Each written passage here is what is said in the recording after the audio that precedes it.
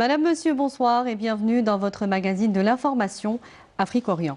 On vous propose pour commencer un dossier sur la Syrie avec la bataille d'Idlib qui devient décisive au fil des semaines pour l'armée syrienne. Les bombardements se sont fortement intensifiés et les déplacements des populations avec. Les camps de réfugiés sont débordés. On craint désormais une crise humanitaire dans le nord-ouest du pays. 1000 Syriens ont été déplacés en 2 semaines en raison de l'intensification des combats dans le nord-ouest du pays selon l'ONU.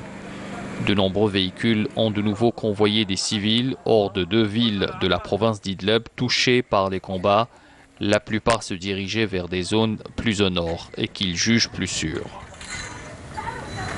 Nous avons fui de Ma'arat al-Nouman vers la ville de Dana parce qu'elle est considérée comme une zone sûre. Nous avons fui les bombardements et sommes venus ici. Regardez, c'est un petit camp qui ne convient pas vraiment et les gens continuent à venir ici. La situation est difficile.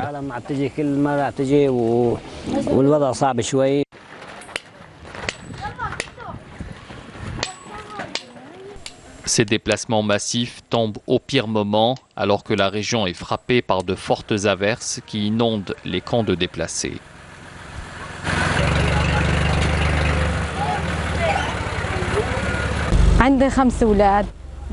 J'ai 5 enfants. Nous avons besoin d'aide.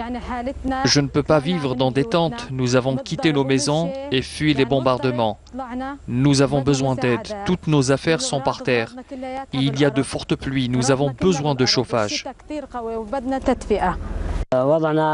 Nous étions dans nos maisons, dans une ville, et maintenant notre situation ici, dans les tentes, est difficile pour nous. C'est désordonné, et vivre ici est très difficile. Notre situation est très mauvaise. Nous n'étions pas habitués à cela.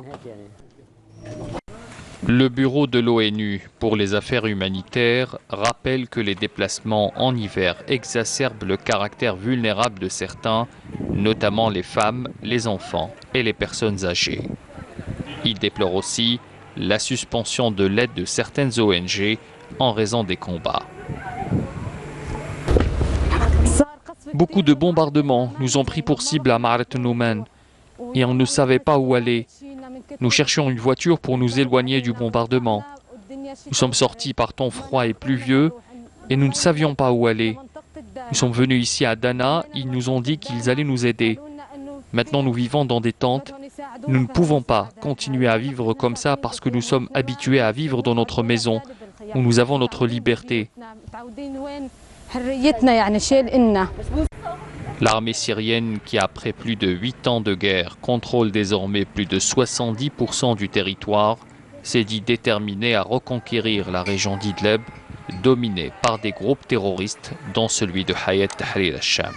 Près de 3 millions de personnes vivent dans la région d'Idlib, composée d'une grande partie de la province du même nom et de segments des provinces voisines d'Alep et de Latakia.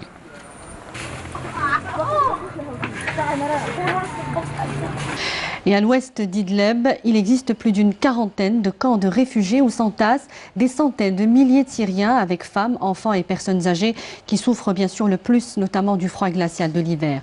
Certains y voient pourtant une belle occasion de faire des affaires. Le marché des poêles avec des coques de pistache en guise de combustible est des plus lucratifs. Il permet de se chauffer à moindre coût, un luxe désormais à portée des familles les plus démunies en ces temps de guerre. Sadiq Alwan a dû fuir sa maison à Khan Sheikhoun, cible de raids et de combats meurtriers. Dans ses bagages, Alwan a emmené son savoir-faire dans la confection de poêles spécialement élaborés pour brûler les coques de pistache. À Dana, il a mis en place une petite fabrique où 15 employés s'activent pour satisfaire au mieux une demande en constante croissance. Le poêle est plus abordable et les écorces de pistache aussi. Il n'y a plus de combustible de chauffage de nos jours. Les gens essaient les poêles et Dieu merci, ça leur facilite la vie. Et désormais, ça prend de l'ampleur et il y a beaucoup de commandes. Constitué d'une chambre de combustion en aluminium fixée sur une planche surélevée et reliée à une batterie de voiture ainsi que d'un long conduit cylindrique, chaque poêle est vendu entre 100 et 130 $. En lançant son affaire, Alwan ne s'attendait pas à un tel succès.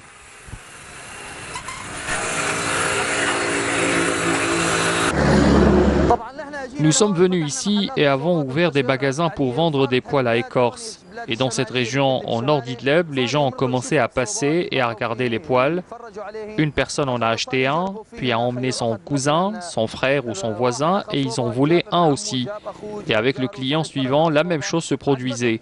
C'est devenu très populaire dans la région du Nord.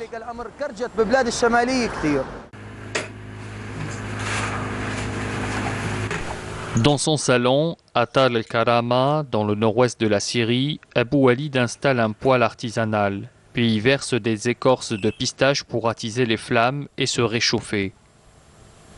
Cette technique pour parer au froid de l'hiver, de plus en plus répandue dans la province d'Idleb, permet de remplacer le bois ou le mazout couramment utilisé dans le monde arabe pour alimenter les poêles. Je suis allé chercher un poêle à écorce de pistache pour environ $150 et j'ai acheté une tonne d'écorce pour environ $175. J'ai tout installé et Dieu merci, le four est bon, il n'y a pas de fumée et il fournit beaucoup de chaleur et j'économise beaucoup de combustible. En Syrie, une pénurie de ces combustibles pousse les habitants à opter de plus en plus pour les écorces de pistache, comme à Tal el-Karama, petite ville située au nord d'Idleb. Ce sont des nouveaux voisins venus en raison du conflit à Tal el-Karama depuis la ville de Khan Sheikhoun, dans le sud d'Idleb, qui lui ont fait découvrir ce combustible d'un genre différent.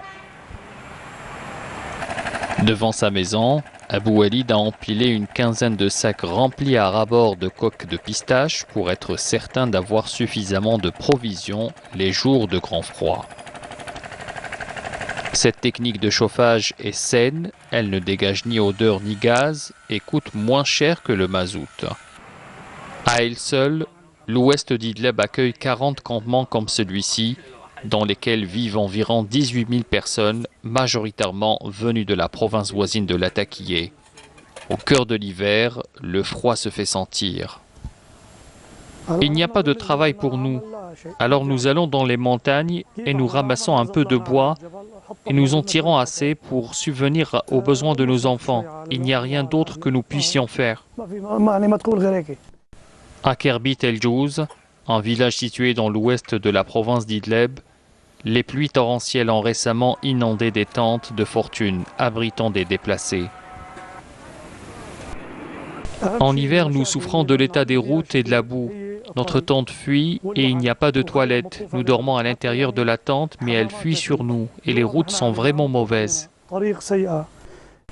Depuis qu'il a fui il y a 5 ans son village natal dans la province de Latakié, Hussein Mohamed Berrou, 51 ans, ne rêve que d'une seule chose, rentrer chez lui. J'aimerais pouvoir rentrer chez moi, mais ce n'est pas sûr. Si je déménageais, il ferait tomber la maison sur nos têtes et il faudrait nous sortir de sous les décombres.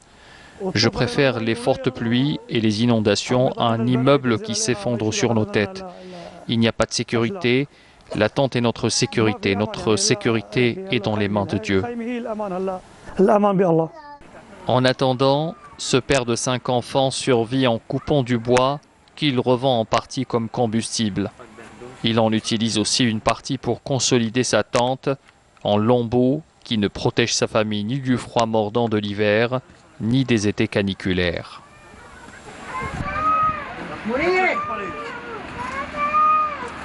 L'Égypte, en pleine construction de son plus grand musée d'art au pied des pyramides, multiplie les initiatives pour relancer son tourisme culturel. Une exposition itinérante des trésors du pharaon Toutankhamon fait un tabac à Paris en ce moment avec près d'1 500 000 visiteurs pour l'année 2019, un record. Les précieux objets du célèbre monarque seront bientôt rapatriés en Égypte. Une fois le musée réceptionné, une belle opération de com pour l'égyptologie qui fascine toujours.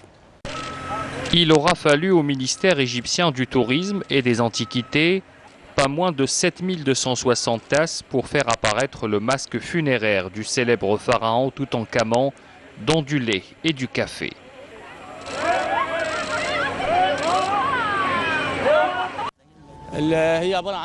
Nous avons utilisé 4 sortes de café, du café blanc, du café noir et 2 groupes de café ou lait. Nous les avons divisés et répartis pour former le masque de Toutankhamon. Avec cet exploit reconnu par le Guinness des records, l'équipe du musée espère attirer plus de visiteurs étrangers. Le record avait déjà été battu avec un portrait d'Elvis Presley formé de 4700 tasses de café. Aujourd'hui, nous avons établi un nouveau record en utilisant 7260 tasses de café pour former le masque de Toutankhamon. Financer la restauration de ces sites archéologiques et du futur grand musée égyptien en cours de construction près des pyramides. C'est le transfert progressif des collections du musée du Caire, de la place Tahrir vers le futur musée de Gizeh, qui a permis qu'un certain nombre d'objets remarquables puissent exceptionnellement quitter l'Égypte. Une soixantaine d'entre eux n'ont jamais voyagé. C'est aussi la dernière fois que ces pièces quitteront le pays. Chez nous, en cette période de vacances hivernales et des fêtes de fin d'année, beaucoup de touristes étrangers et locaux optent pour le dépaysement et le retour à l'authenticité. À Gardaïa, un souk ancestral a justement gardé son authenticité avec une placette dédiée à la vente à la criée. Ses ouvertures et fermetures sont toujours rythmées par les appels à la prière comme il y a 13 siècles. Beni Yezgen, une belle vallée encaissée, comptant parmi les 5 cités édifiées au XIe siècle par les Ibadites lorsqu'ils élirent domicile dans l'Oued Mzab. En son sein, comme au sein des autres cités de la Pentapole, un mythique souk, le fameux souk de Beni Yezgen. L'approche de ce souk est multiple, cela dépend des ruelles qui inspirent. Et dès que l'on plonge dans son monde, l'enchantement est certain, la baraka de la vieille mémoire. Un doux brouhaha, accouplé à une panoplie d'objets proposés à la vente. La vente à la criée.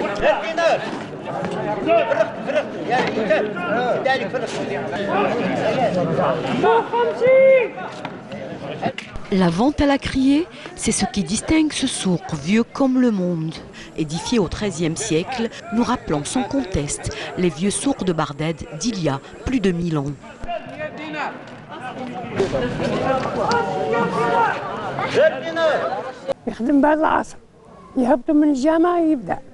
Il ouvre après la prière d'Al-Asr. Dès que les fidèles sortent de la mosquée, le souk ouvre son activité jusqu'à la prière du Maghreb, à la tombée du jour. C'est la place de l'Achou. C'est une placette appartenant à une femme. Déjà, cette placette-là, on appelle la place de l'Achou. C'est un bien infâme. Vous avez même un puits là-bas, le puits de l'Achou. Donc cette femme-là, elle a offert cette placette-là à la communauté. C'est le comité de mosquée, Halq Ta'azzaba, c'est lui qui gère cette placette-là. Premièrement, il y a le contact des gens de la ville, parce que vous trouvez autour de toute la placette-là, vous trouvez ces locaux-là. Ce ne sont pas des locaux commerciaux, c'est familial. Chaque nom familial, ils ont ce local, on appelle Hujra, où vient l'après-midi s'asseoir, vous les voyez déjà, ils s'assoient, il y a le contact, il y a la discussion, et en même temps, il y a une vente à la criée, animée par un ensemble de vendeurs qu'on appelle Dlala. Donc ces vendeurs-là reçoivent la marchandise des gens de la ville. Un envoûtement que ce souk, où il fait bon se promener pour y humer l'air d'antan, celui des temps immémoriaux. Une marchandise prétexte aussi à une animation qui ne manque pas d'attirer des touristes avides d'originalité.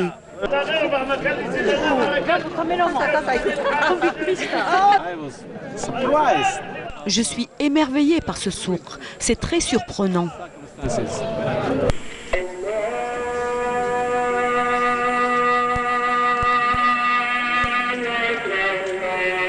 Le jour décline, petit à petit le souk de l'Achou se vide.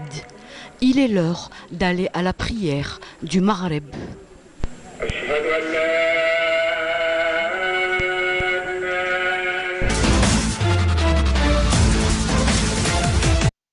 Et troisième partie de notre immersion en Éthiopie, Mohamed Yahyaoui nous emmène cette fois sur plusieurs sites aussi étonnants les uns que les autres. Du site d'Alol où les minéraux ont dressé par la force de la géologie une fresque colorée en passant par le marché hebdomadaire et les monastères troglodytes. Un voyage unique, c'est le focus de la semaine, regardez. Le site est unique au monde. Nous sommes sur la planète Terre, dans la dépression du Danakil, à quelques kilomètres de la frontière avec l'Érythrée. Le site s'appelle Dalol, qui signifie en langue afari dissoudre ou désintégrer. C'est une blessure vive de la terre et qui ne cicatrise pas. La chaleur du soleil, les éléments chimiques du sous-sol changent la morphologie de la surface et la transforment. Cet endroit est connu pour ses curieuses formations géologiques. Sources chaudes acides, montagnes de soufre, colonnes de sel, petits geysers gazeux, vasques d'acide isolés par des corniches de sel et de concrétion d'évaporite. Le tout sur un fond blanc, jaune, vert et rouge, ocre.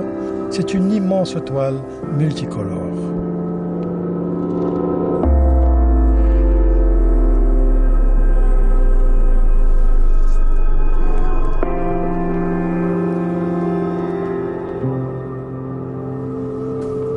Tôt le matin, les animaux de bas se préparent à une expédition bien singulière.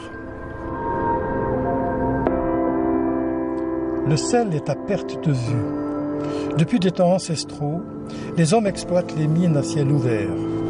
C'est les mêmes gestes, sous le même soleil.